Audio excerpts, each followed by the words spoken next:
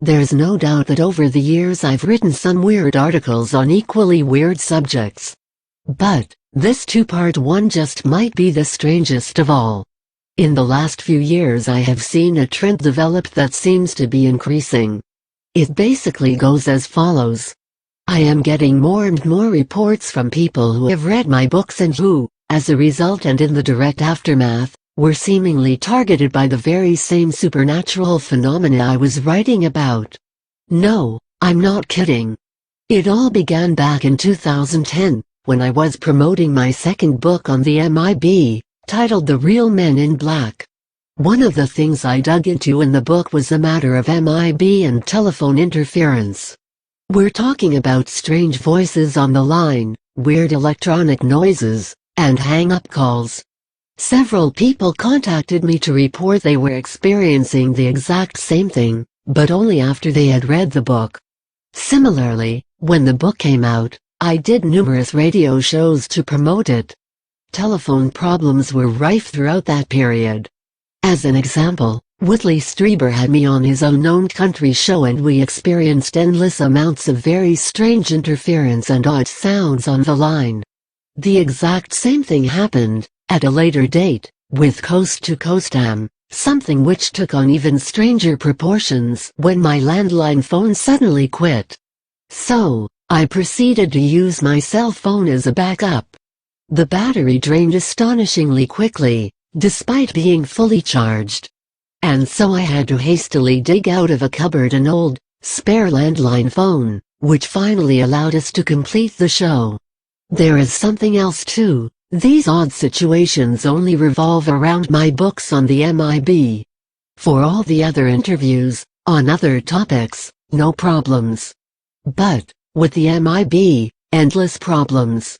And now that I have a new book out on the MIB, titled Men in Black, guess what? It's happening again. And no, this is not some odd publicity campaign. I can think of far better, and much easier, ways to promote a book. Consider the following and latest developments. We'll begin with telephone weirdness. On the last weekend of May of this year I spoke at the annual Contact in the Desert gig at Joshua Tree, California.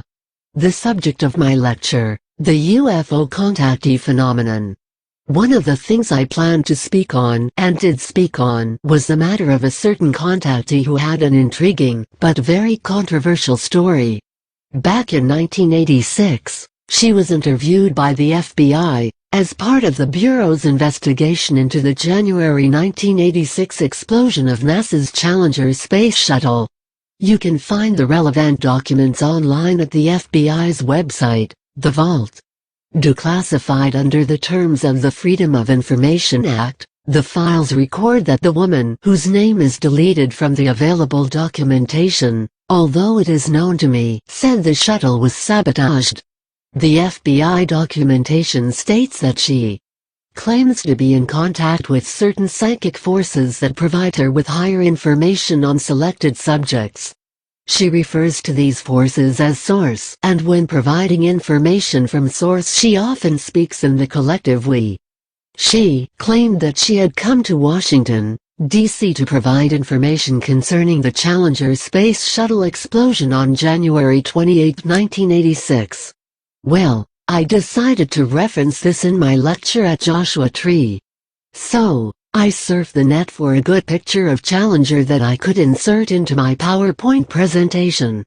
A couple of hours later, I had to make a call to my agent, Lisa Hagen, on the matter of my then forthcoming MIB book.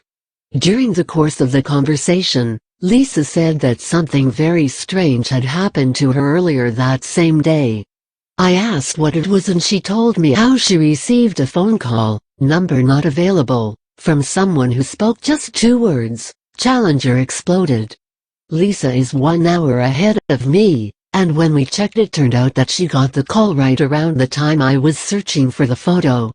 It scarcely needs to be said that Lisa was amazed when I told her I was looking into the Challenger issue the very morning she got the call.